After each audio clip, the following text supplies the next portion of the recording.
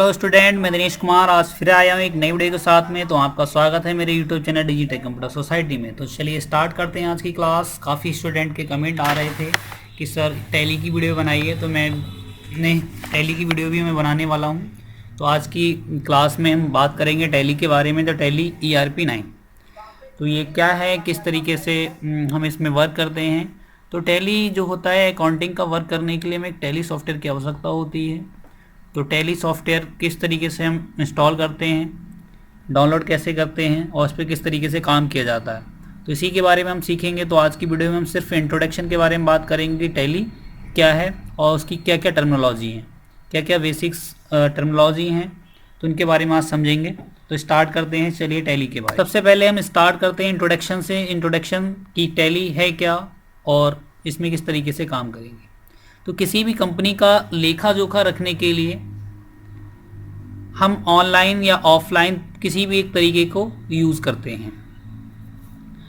तो जैसे आपने देखा है, आपका कोई बिजनेस है, कोई दुकान है, तो उसका जो भी आप हिसाब किताब रखने के लिए क्या करते हैं, दो तरीके होते हैं आपके पास में।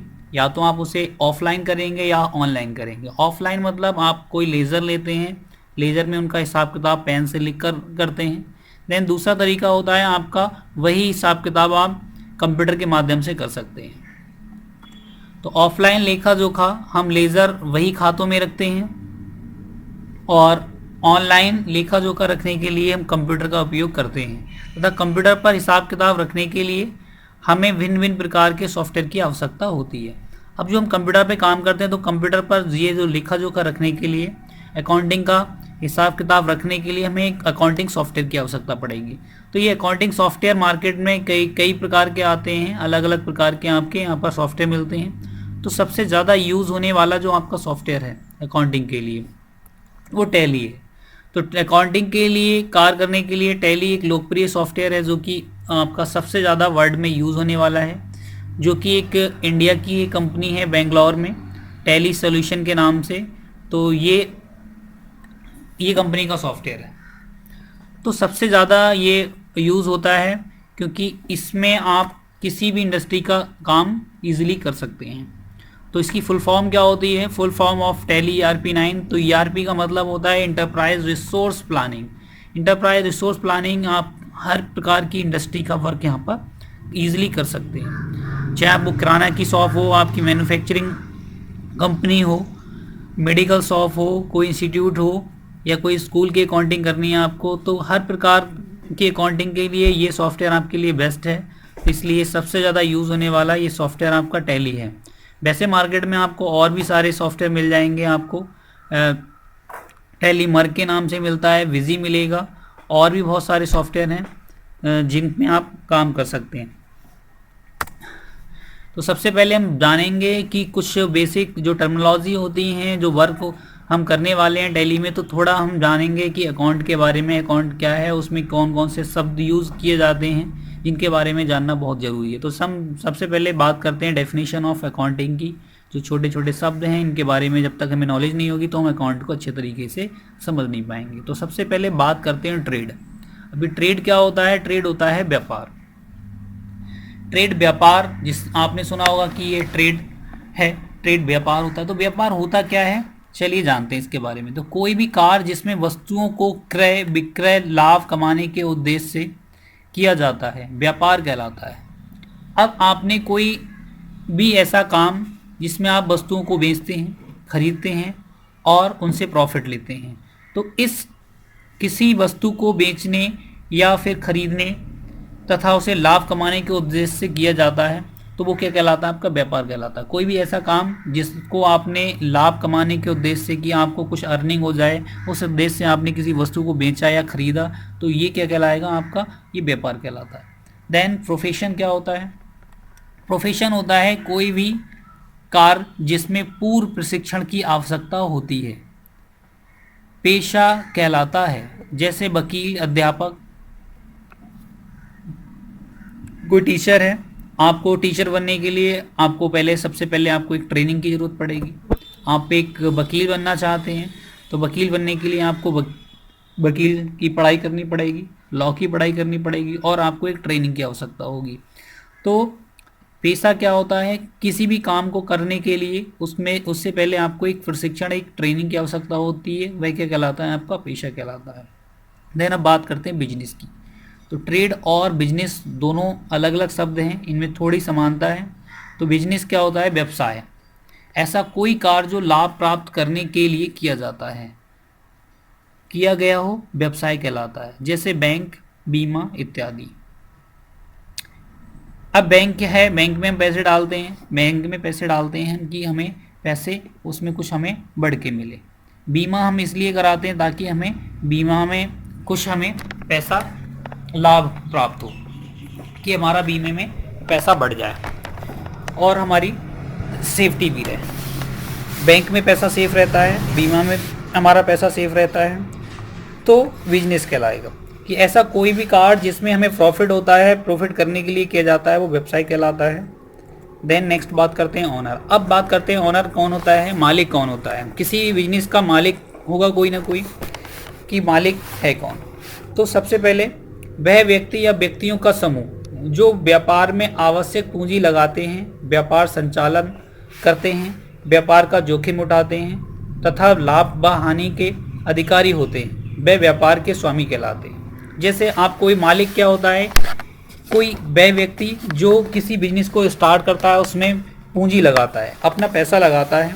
या फिर ये भी हो सकता है कि एक से अधिक भी मालिक हो सकते हैं, कि लोगों का समूह जो किसी बिजनेस को स्टार्ट करते हैं और अपने अपने पूंजी लगाते हैं, मिलकर एक बिजनेस स्टार्ट करते हैं। किसी ने कोई कंपनी स्टार्ट करनी है तो 2 लोग, 3 लोग या 4 लोग या बहुत सारे लोगों का समूह इसमें जुड़कर वो अपना अपना पैसा लगाते हैं और एक बिजनेस स्टार्ट करते हैं, एक कंपनी स्टार्ट करते हैं। तो वो क्या कहलाएंगे उनके।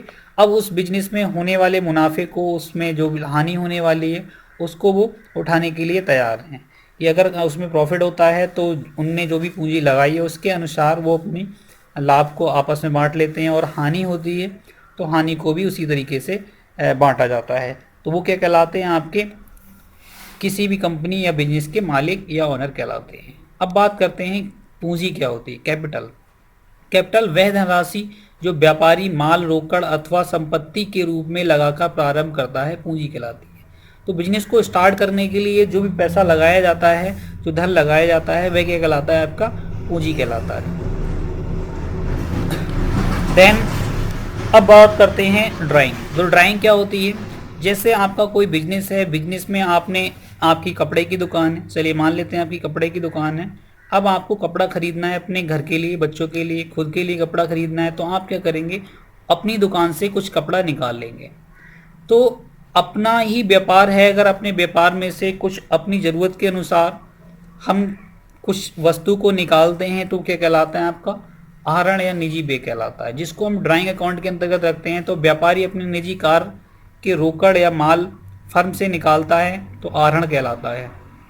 आपकी कोई किराना की स्टोर है तो आप अपने घर के लिए जो राशन है किसी दूसरे की शॉप से नहीं लेंगे, आप अपनी दुकान से निकालेंगे, तो वो क्या कहलाएगा, ड्राइंग कहलाएगा। ड्राइंग आहरण कहलाएगा या निजी व्यय कहलाएगा। ठीक है। देन गुड्स क्या होते हैं, गुड्स होते हैं उस जो भी आप बिजनेस कर रहे हैं उस बिजनेस में यूज़ होने वाली वस्तुएं क्या कहलाती हैं, गुड्स कहलाती हैं। तो जिस वस्तु से व्यापारी व्यापार आरंभ करता है वह उसका माल कहलाता है, जिसको हम गुड्स कहते हैं। अब बात करते हैं परचेज की। तो परचेज क्या होता है, क्रय होता है। जो माल व्यापारी द्वारा खरीदा जाता है क्रय कहलाता है। अब अपने बिजनेस में आप कोई भी सामान खरीदते हैं तो क्या कहलाएगा, आपका परचेज कहलाएगा। Then purchase return. Purchase return होता है कि आपके द्वारा खरीदा गया माल जिसमें आप कोई खराबी के कारण उसे वापस कर देते हैं, जिससे आपने खरीदा है उसे वापस कर देते हैं, तो ये कहलाता है आपका परचेज रिटर्न। तो खरीदे हुए माल में से जो माल विक्रेता को वापस कर दिया जाता है वह क्रय वापसी कहलाती है। देन बात करते हैं सेल्स की। सेल्स क्या होता है, विक्रय होता है। जो माल बेचा जाता है वो विक्रय कहलाता है। आप कोई माल खरीद के लाए हैं और आपने उसे बेच दिया, तो बेच दिया तो बेचा गया जो माल क्या कहलाएगा, सेल्स कहलाएगा आपका। देन अब बात करते हैं सेल्स रिटर्न की। तो ये कहलाता है विक्रय वापसी। जब आपने कोई माल बेचा है और आपका ग्राहक आपको वो माल किसी वजह से आपको वापस कर जाता है, तो वह माल वापस किया गया माल क्या कहलाएगा, आपके लिए वो सेल्स रिटर्न होगा। जब बिके हुए माल में से कुछ माल वापस आ जाता है उसे विक्रय माल विक्रय वापसी कहते हैं। देन फिर बात करते हैं प्रोप्राइटर। प्रोप्राइटर क्या होता है? व्यापार का स्वामी। वह व्यक्ति जो व्यापार में पूंजी लगाकर तथा व्यापार का संचालन करता है, व्यापार का स्वामी कहलाता है। कि वह व्यक्ति, जिससे आपने यहाँ पर लोगों का समूह नहीं है, आपने खुद ही अकेले बिजनेस स्टार्ट किया है, तो आप क्या है? एक प्रोप्राइटर हैं, उसके स्वामी हैं व्यापार के। तो आपने कोई बिजनेस स्टार्ट किया है, अपना पैसा लगाया, तो आप क्या हैं? उसके स्वामी हैं, प्रोप्राइटर हैं। आपने देखा होगा किसी के दुकान पे, कंपनी के आगे एक बोर्ड पर लिखा होता है प्रोप्राइटर। तो प्रोप्राइटर का मतलब है कि वह उसका मालिक है। देन बात करते हैं स्टॉक की। स्टॉक क्या होता है? ये रहतिया कहलाता है। तो किसी भी व्यापार में जो आपके पास में माल पड़ा हुआ है वो क्या कहलाएगा? आपका स्टॉक कहलाता है। और यही माल आपकी जब आपकी ईयर कंप्लीट हो जाती है, फाइनेंशियल ईयर कंप्लीट हो जाती है, उसके बाद में वो आपका कहलाता है क्लोजिंग स्टॉक। और नेक्स्ट अगली साल के लिए वही स्टॉक आपका हो जाता है ओपनिंग स्टॉक। तो किसी व्यापार में वर्तमान में जो माल हमारे पास उपलब्ध है वह स्टॉक या रहतिया कहलाता है। साल के अंत में जो माल बिना बिके रह जाता है वह अंतिम रहतिया मतलब क्लोजिंग स्टॉक कहलाता है। और अगले साल के लिए के पहले दिन वही माल प्रारंभिक स्टॉक अर्थात आपका ओपनिंग स्टॉक कहलाता है। देन हम बात करते हैं लायबिलिटीज़। अब आपने कोई बिजनेस स्टार्ट किया है तो वहाँ पर कुछ लायबिलिटीज़ आपके दायित्व बनते हैं। वो दायित्व क्या होते हैं? जब आप किसी से पैसा उधार लेते हैं तो आपका दायित्व बनता है कि उसका पैसा वापस किया जाए। तो वे सभी उधारी जिनमें आप पैसा या माल किसी से लेते हैं तो उस माल का पैसा आपको चुकाना होगा, उसे वापस करना होगा। तो ये सारे दायित्व होते हैं आपके। तो वह सब ऋण जो अन्य व्यक्तियों या अपने स्वामी को चुकाने होते हैं दायित्व कहलाते हैं। ये दो प्रकार के होते हैं। तो आपने किसी व्यक्ति से कोई आपने वस्तु ली है, कोई पैसा ले रखा है उधार, बैंक से आपने उधार ले रखा है, तो ये सारी चीज़ें आपकी लायबिलिटीज़ कहलाती हैं। तो ये लायबिलिटी दो प्रकार की होती हैं। एक होती है लॉन्ग टर्म लायबिलिटीज़ जिनको हम फिक्स लायबिलिटीज़ भी बोलते हैं, और एक होती है शॉर्ट टर्म जिनको हम करंट लायबिलिटीज़ भी कहते हैं। तो लॉन्ग टर्म लायबिलिटीज़ क्या होती हैं, चलिए जानते हैं इनके बारे में। ये वह दायित्व होते हैं या वह लायबिलिटीज़ होती हैं जो एक साल के बाद या व्यापार समाप्त करने पर चुकानी होते हैं। तो एक लंबे समय के लिए हम किसी से कोई वस्तु या फिर धन लेते हैं तो वो कहलाता है आपका लॉन्ग टर्म या फिक्स लायबिलिटीज़। जैसे आपने अपने बिजनेस में लोन ले रखा है, किसी बैंक से लोन ले रखा है, तो वो आपका क्या कहलाएगा? लॉन्ग टर्म लायबिलिटीज़ कहलाएगी। ठीक है। तो देन बात करते हैं हम शॉर्ट टर्म या करंट लायबिलिटीज़। ये वह दायित्व होते हैं जो एक साल या कम समय में चुकाने होते हैं। तो ये आपने किसी अपने दोस्त से पैसा ले लिया है और उसे आप एक साल से पहले चुका देते हैं। तो इस तरीके के जो आपके उधारी होती है वो आपके शॉर्ट टर्म लायबिलिटीज़ कहलाती है। चलिए जानते हैं अब ये क्रेडिटर क्या होते हैं और डेबिटर क्या होते हैं। तो हमारा टैली में सबसे ज़रूरी है जानना, यही जानना ज़रूरी है कि क्रेडिटर क्या होते हैं और डेबिटर क्या होते हैं। क्रेडिटर वह होता है जो आपको कोई चीज़ वस्तु देता है, देने वाला क्या होता है? क्रेडिटर कहलाता है। तो वह व्यक्ति या संस्था जो किसी अन्य व्यक्ति या संस्था को उधार माल या पैसा उधार देता है, ऋणदाता या लेनदार कहलाता है। अब ये लेनदार क्यों कहलाता है? यहाँ पर आप कहोगे ये तो इसने तो पैसा दिया है तो ये देनदार होना चाहिए, लेकिन लेनदार कैसे? अब यहाँ पर समझते हैं कॉन्सेप्ट के द्वारा। मान लीजिए जिस व्यक्ति ने आपको पैसा दिया है या वस्तु दी है या ऋण दिया है, तो क्या है? वो लेने का हकदार है। वो अब पैसा आपसे लेगा, ना कि आपको देगा। उसने आपको पैसा दिया है तो वो लेने का हकदार है, तो इसलिए बोलते हैं लेनदार। देन बात करते हैं डेबिटर्स की। डेबिटर्स क्या होता है? देनदार होता है कि वह व्यक्ति या संस्था जो किसी अन्य व्यक्ति या संस्था से उधार माल या पैसा उधार लेता है, ऋणी या देनदार। तो ये ऋणी क्या होता है? कर्जदार होता है। अब ये जिसने पैसा लिया है तो वो क्या है? देनदार है। देनदार मतलब वो उसको पैसा देगा, तो क्या है? वो ऋणी कहलाएगा। अब यहाँ पर एक मैं आपको डायग्राम से समझाता हूँ, ऐसे समझते हैं। जैसे मान लीजिए ये आपका एक बिजनेस है, ये आपका बिजनेस है और ये क्या है आपका बिजनेस में आपको क्या चाहिए होगा? पैसा चाहिए होगा। चलिए मैं यहाँ पर कलर चेंज करता हूँ। बिजनेस में आपको क्या चाहिए? पैसा चाहिए होगा। तो पैसा आप क्या करोगे, बिजनेस में पैसा लगाने के लिए आपको पैसा आएगा कहीं ना कहीं से, तो आपने ये लिया। अब जब आप देते हैं पैसा तो क्या होगा, ये बिजनेस में क्या होता है, हमेशा कैश रहेगा आपके पास में, कैश। चलिए जानते हैं, जो पैसा देता है वो क्या होता है, क्रेडिटर। जो पैसा प्राप्त करेगा वो क्या होगा, डेबिटर। तो आपने पैसा लगाया, कोई बिजनेस स्टार्ट किया, तो आप क्या हो गए, आप हो गए क्रेडिटर। अब बिजनेस में पैसा आया तो बिजनेस क्या हो गया, डेबिटर, डेबिट हुआ।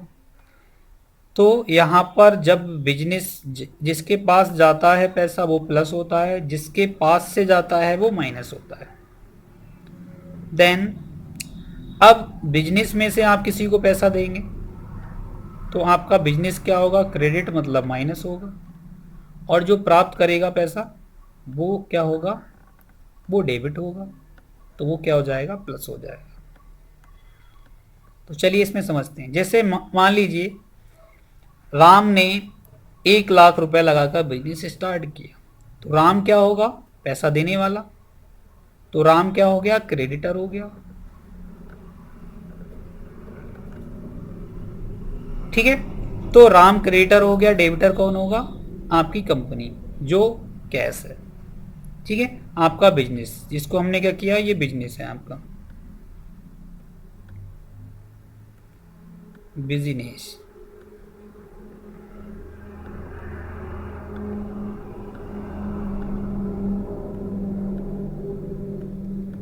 तो आपकी कंपनी क्या हो गई, डेबिट हो गई। अब रमेश को यहां पर हम लिखते थे रमेश, रमेश को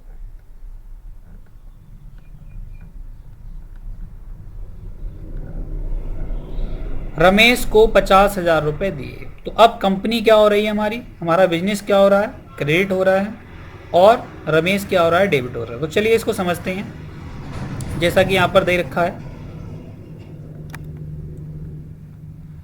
कि वह व्यक्ति या संस्था जो किसी अन्य व्यक्ति या संस्था को उधार माल या पैसा उधार देती है। तो यहाँ पर व्यक्ति कौन था, राम ने किसको पैसा दिया, राम ने पैसा दिया, राम ने पैसा दिया था कंपनी के लिए। तो राम क्या हो गया था, वहाँ पर क्रेडिट हो रहा था और कंपनी हमारी डेबिट हो रही थी। जब कंपनी ने रमेश को पैसा दिया तो कंपनी यहाँ पर क्रेडिट हो रही थी और रमेश यहाँ पर डेबिट हो रहा था। तो वह व्यक्ति या संस्था जो किसी अन्य व्यक्ति से, तो रमेश ने कंपनी से पैसा लिया तो रमेश क्या डेबिटर हो रहा है।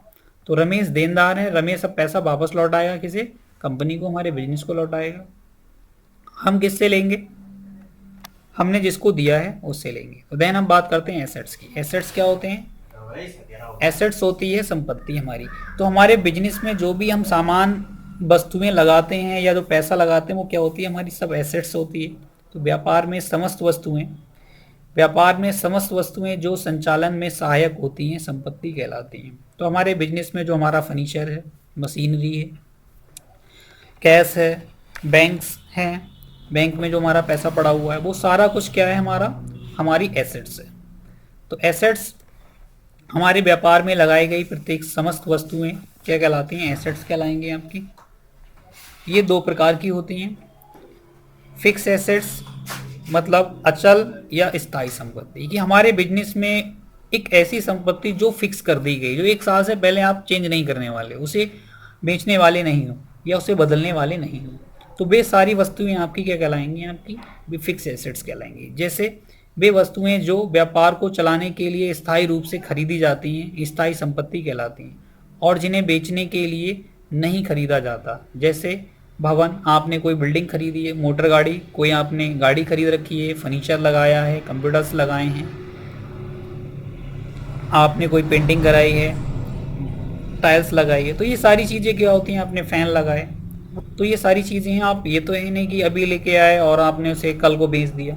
तो ये सारी चीज़ें जो आपकी बे वस्तुएं जो आपके एक स्थायी रूप से आपके बिजनेस में लगी रहती हैं वो क्या कहलाती हैं, आपकी फिक्स एसेट्स कहलाती हैं। देन हम बात करते हैं करंट एसेट्स की। तो करंट एसेट्स क्या होते हैं? करंट एसेट्स चल या अस्थायी संपत्ति होती है। ये बे संपत्ति होती है, ये वह संपत्ति जो स्थायी रूप से व्यापार में नहीं रहती है, जैसे रोकड़, बैंक में जमा पैसा, स्टॉक आदि।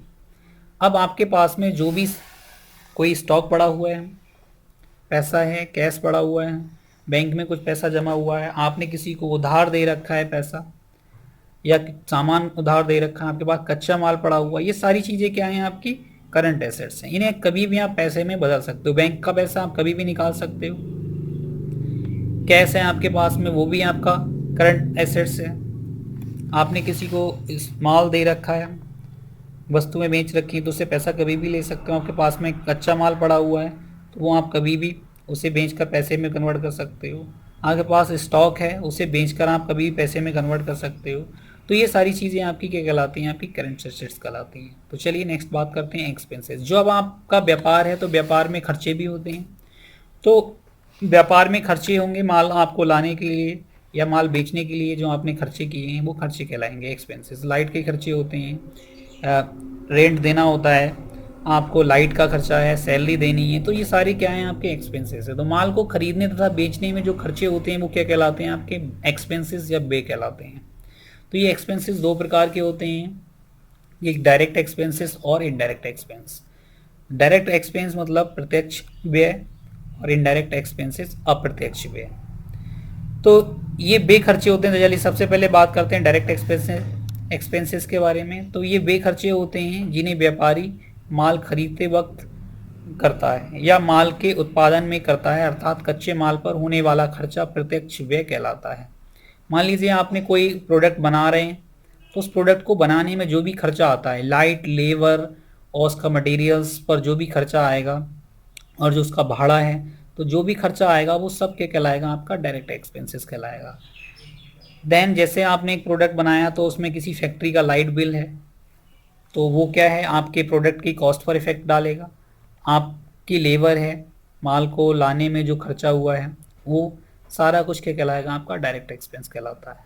तो माल को बनाने या तैयार करने में जिन्हें व्यापारी माल खरीदते हैं, तो ऐसे वो सारे खर्चे जो माल को तैयार करने में किए जाते हैं वो डायरेक्ट एक्सपेंसेस कहलाते हैं। देन अब बात करते हैं इनडायरेक्ट एक्सपेंसेस के बारे में। तो ये बे खर्चे होते हैं जो वस्तु के क्रय या वस्तु के निर्माण से ना होकर वस्तु की बिक्री या कार्यालय व्यय में से होती है। तो मान लीजिए आपने कोई प्रोडक्ट बनाया, उसे बेचने के लिए आपको क्या करना पड़ेगा? मार्केटिंग करनी पड़ेगी, सेल्समैन्स को पैसा देना पड़ेगा, एडवर्टाइजमेंट करना पड़ेगा। तो इस तरीके के जो खर्चे होते हैं वो आपके इनडायरेक्ट एक्सपेंस में आएंगे। देन जैसे आपको सैलरी देनी है, ऑफिस का किराया देना है, ऑफिस का लाइट बिल देना है, तो इस प्रकार के जो खर्चे होंगे वो आपके सारे आपके इनडायरेक्ट एक्सपेंस के अंतर्गत आते हैं। देन अब हम बात करते हैं इनकम। जो खर्चे होंगे, कोई भी बिजनेस स्टार्ट किया उसमें हमने एसेट्स देखे, लाइबिलिटीज़ होती हैं हमारी, एक्सपेंसेस हो गए हमारे, एसेट्स हो गए। देन हमारी इनकम भी होगी। इनकम क्या होती है? तो किसी भी माल को बेचने पर उससे जो राजस्व प्राप्त होगा, उससे जो भी खर्चे को घटाने के बाद में जो राशि बचती है, मान लीजिए जो भी हमने माल खरीदा था उसको लागत आई हमारी बनाने में, और उसके बाद में हमने उसे बेचा। तो बेचा और उसमें से जो भी लागत हमारी लगी है उसको निकालने के बाद, मान लीजिए 100 रुपये का हमने कोई प्रोडक्ट बनाया और उसे 150 रुपये में बेचा। तो 150 रुपये में हमने बेचा है, 100 रुपये हमारी लागत थी, उसको बनाने की मैन्युफैक्चरिंग कॉस्ट थी।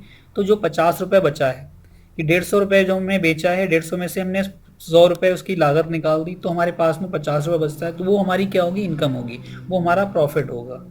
ठीक है। तो ये प्रॉफिट भी हमारा दो तरीके का होता है, कि ये प्रॉफिट दो टाइप्स का होता है, एक डायरेक्ट इनकम होती है और इनडायरेक्ट इनकम होती है। तो डायरेक्ट इनकम क्या होती है? प्रत्यक्ष आय होती है, और इनडायरेक्ट इनकम क्या होती है? अप्रत्यक्ष आय। तो डायरेक्ट इनकम समझते हैं क्या होती है? ये वह आय होती है जो मुख्य व्यवसाय से प्राप्त होती है, जो मेन आपका काम है उससे प्राप्त होती है। जैसे जो भी आपका प्रोडक्ट बना रहे हैं, प्रोडक्ट से आपको जो भी आपको फ़ायदे हुए हैं, जो भी लाभ हुआ है, वो आपका डायरेक्ट इनकम है। देन अब बात करते हैं इनडायरेक्ट इनकम की। ये वह आय होती है जो मुख्य व्यवसाय को छोड़कर होती है, जैसे किराया, ब्याज इत्यादि।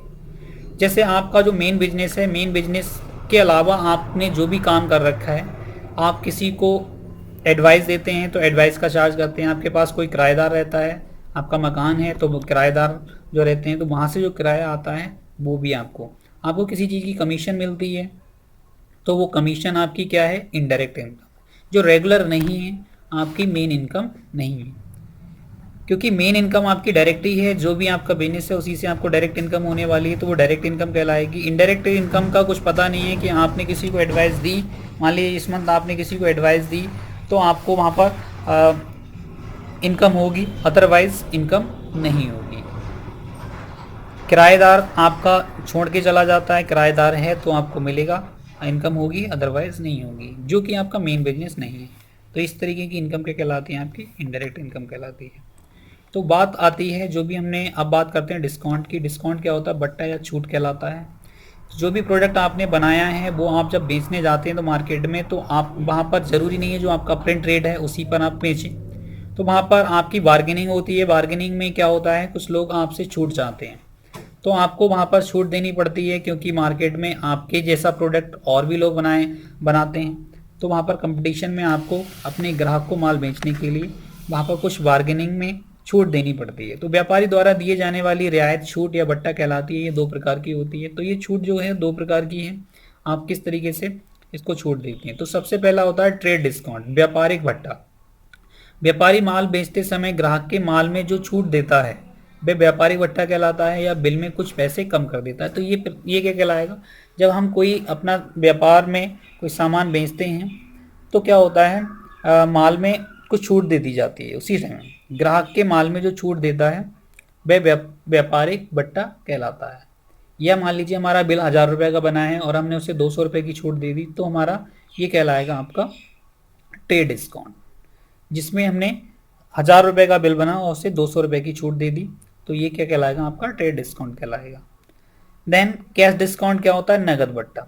जब किसी ग्राहक को कोई माल उधार बेचा जाता है और उसे निश्चित अवधि में पैसा देना बताया जाता है, अगर वह अवधि से पहले पैसा जमा कर देता है तो उसे जो छूट दी जाती है वह कैश डिस्काउंट कहलाती है।